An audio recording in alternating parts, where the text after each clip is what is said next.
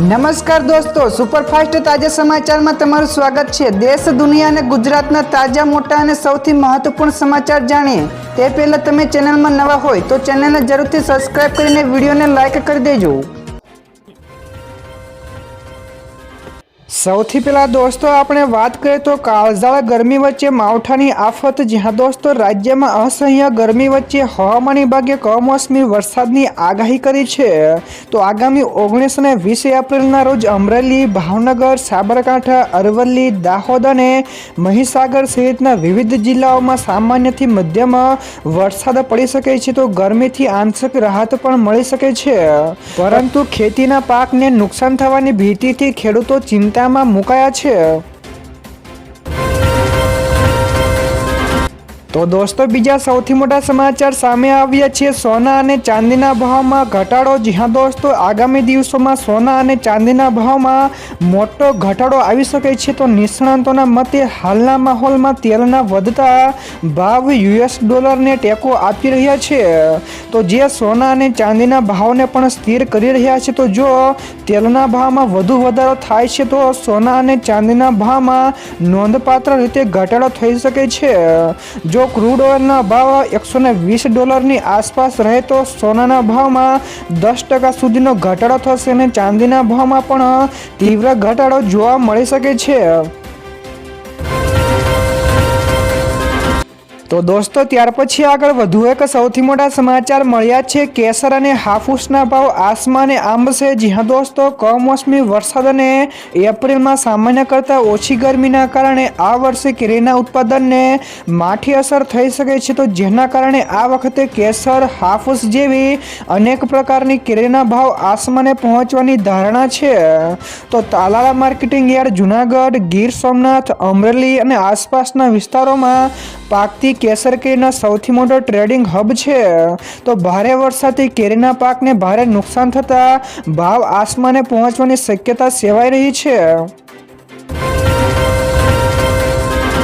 તો દોસ્તો બીજા સૌથી અગત્યના સમાચાર સામે આવ્યા છે। ભારત માટે આવ્યા સારા સમાચાર। જ્યાં દોસ્તો હોર્મુઝની નાકાબંધી તેમજ વૈશ્વિક તણાવ વચ્ચે ભારત માટે મોટા સમાચાર છે, જેમાં 20,000 મેટ્રિક ટન LPG લઈને ભારતીય જહાજ જંગ વિક્રમ સફળતાપૂર્વક ગુજરાતના કંડલા પોર્ટ ઉપર પહોંચી ગયું છે। તો અમેરિકા અને ઈરાન વચ્ચે કામચલાઉ યુદ્ધ વિરામની જાહેરાત બાદ આ માર્ગ ઉપરથી પસાર થનારું આ પ્રથમ ભારતીય જહાજ છે। જો કે આ જહાજ આજે પહોંચવાનું હતું, પરંતુ વિલંબ બાદ આખરે તે સુરક્ષિત રીતે ભારતીય કિનારે લંગારાયું છે। ત્યાર પછી દોસ્તો આગળ વધુ એક સૌથી અગત્યના સમાચાર મળ્યા છે। AI અને ડીપ ફેકને લઈને હાઈકોર્ટની મેટા, ટ્વિટર તેમજ ગૂગલને નોટિસ। જ્યાં દોસ્તો ગુજરાત હાઈકોર્ટમાં અમદાવાદના વિકાસ વી નાયરે એડવોકેટ અમિત પાંચાલ દ્વારા જાહેર હિતની અરજી દાખલ કરી છે। તો અરજીમાં AI એટલે કે આર્ટિફિશિયલ ઇન્ટેલિજન્સ અને ડીપ ફેક ઇન્ટેન્ટને લઈને મેટા, ગૂગલ, ટ્વિટર જેવી પ્લેટફોર્મ કંપનીઓને નોટિસ પાઠવવામાં આવી છે। તો કોર્ટે આ કંપનીઓને કેન્દ્ર સરકારના સહયોગો પોર્ટલ સાથે જોડવાના આદેશો આપ્યા છે અને અરજદારોનો આક્ષેપ છે કે પ્લેટફોર્મ સૂચના મળવા છતાં પણ AI જનરેટર અને ડીપ ફેકના વિડીયો દૂર કરતા નથી। ત્યારબાદ દોસ્તો ફટાફટ આગળના બીજા સમાચારની વાત કરવામાં તો કોંગ્રેસ ઉમેદવારે ફોર્મ પરત ખેંચતા ફડાકો પડ્યો। જ્યાં દોસ્તો વડોદરા કોંગ્રેસ ઉમેદવારે ફોર્મ પરત ખેંચતા ભારે હોબાળો મચ્યો હતો, જેમાં કનુ પ્રજાપતિ બાદ હવે વોર્ડ નંબર 2ના ઉમેદવાર ભૂમિ પ્રજાપતિએ પણ પોતાનું ફોર્મ પરત ખેંચી લેતા કોંગ્રેસને મોટો ઝટકો લાગ્યો છે। તો ફોર્મ પાછું ખેંચવા આવેલા ઉમેદવાર સામે કોંગ્રેસના કાર્યકર્તાઓનો રોષ ફાટી નીકળ્યો હતો અને આક્રોશમાં કાર્યકરોએ ઉમેદવારોની ગાડીના કાચ પણ ફોડી નાખ્યા હતા। તો દોસ્તો બીજા સૌથી મહત્વપૂર્ણ સમાચાર સામે આવ્યા છે। ભારત અને અમેરિકાને લઈને મોટા સમાચાર। જ્યાં દોસ્તો ભારત અને US વચ્ચે પ્રસ્તાવિત ટ્રેડ ડીલ ઉપર વાટાઘાટો ફરી એકવાર શરૂ થઈ ગઈ છે। તો USના નવા ટેરિફ માળખા ઉપર સ્પષ્ટતા મેળવવા માટે ભારતીય પ્રતિનિધિ મંડળ 20થી લઈને 22 એપ્રિલે અમેરિકાની મુલાકાત લેશે।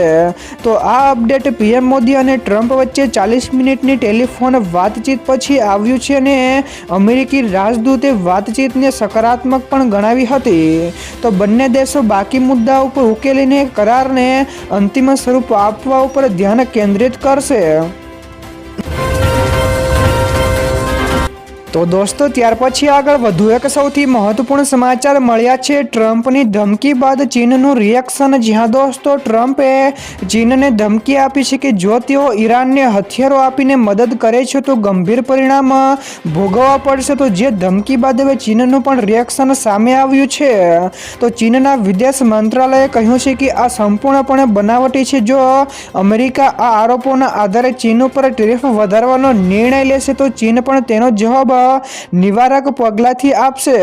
તો વધુમાં તેમણે કહ્યું કે ચીન મધ્ય પૂર્વમાં શાંતિ, સ્થિરતા અને પુનઃસ્થાપિત કરવા માટે પ્રયાસો પણ કરી રહ્યું છે.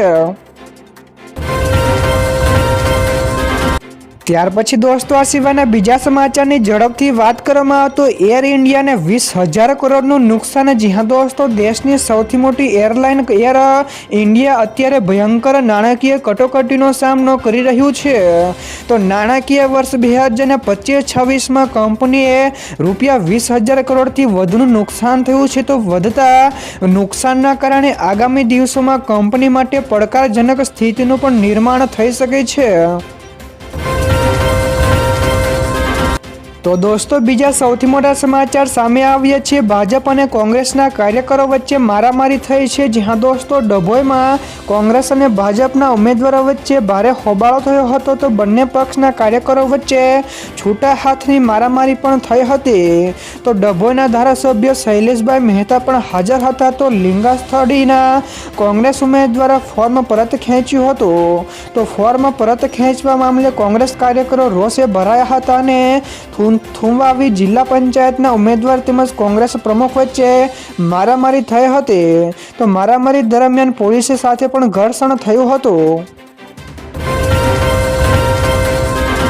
તો દોસ્તો ત્યાર પછી આગળ વધુ એક સૌથી મોટા સમાચાર શેર માર્કેટ વિશે પણ મળ્યા છે. તો શેર બજારમાં તોફાની તેજી. જ્યાં દોસ્તો ડોનાલ્ડ ટ્રમ્પના ઈરાન સાથેના યુદ્ધ સમાપ્ત કરવાના નિવેદનની ભારતીય શેર બજાર ઉપર પોઝિટિવ અસર જોવા મળી છે. તો ગઈકાલે બજાર જબરદસ્ત તેજી સાથે ખુલ્યું હતું. જેમાં સેન્સેક્સ આશરે 1390 પોઈન્ટના ઉછાળા સાથે 78,200ના સ્તરે ટ્રેડ થઈ રહ્યો છે. તો જ્યારે નિફ્ટી પણ 400 પોઈન્ટ વધીને 24,200 સ્તરે પહોંચ્યો હતો.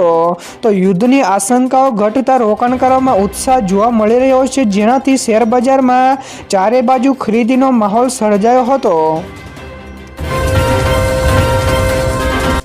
તો દોસ્તો બીજા સૌથી અગત્યના સમાચાર સામે આવ્યા છે. મહિલા અનામત 2029થી લાગુ થશે. જ્યાં દોસ્તો સરકારે 2029થી 33% મહિલા અનામત લાગુ કરવા લોકસભાની બેઠકો 850 કરવાનો પ્રસ્તાવ રજૂ કર્યો છે.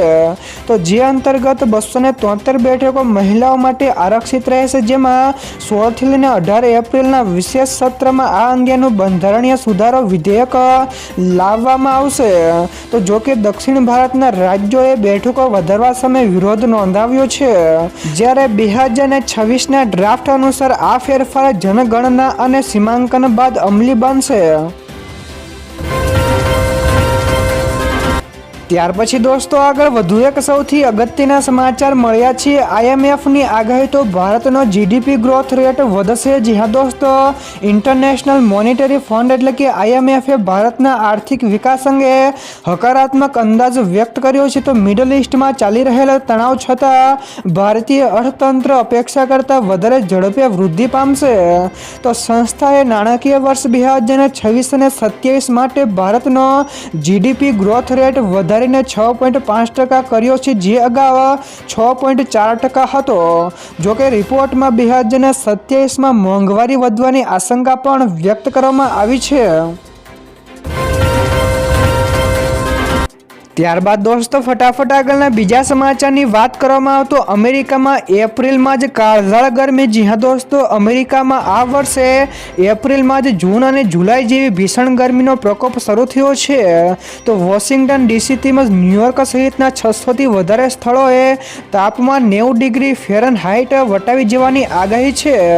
તો આ આકરી ગરમીની અસર 16 કરોડ લોકો ઉપર થશે. તો હવામાન વૈજ્ઞાનિકોએ તેનું જળવાયુ પરિવર્તનની પણ ગંભીર અસર ગણાવી રહ્યા છે. તો ઓછા વરસાદ અને સૂકી હવાના કારણે જંગલોમાં દાવ પણ લાગવાની ભીતિ સેવાઈ રહી છે.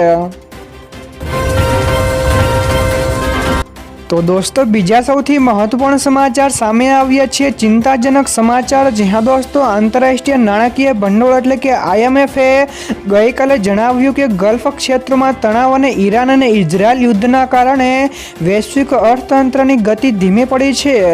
તો IMF 2026 માટે વૈશ્વિક વિકાસ દરોનો અંદાજ પણ ઘટાડીને 3.1% કર્યો છે. તો જ્યારે જાન્યુઆરીમાં તે 3.3% હતો. તો હોર્મુઝ સ્ટ્રેટ બંધ કરવાની ધમકી તેમજ તેલ રિફાઇનરીઓ ઉપરના હુમલાઓના કારણે વૈશ્વિક તેલ અને ગેસના ભાવમાં વધારો થયો છે.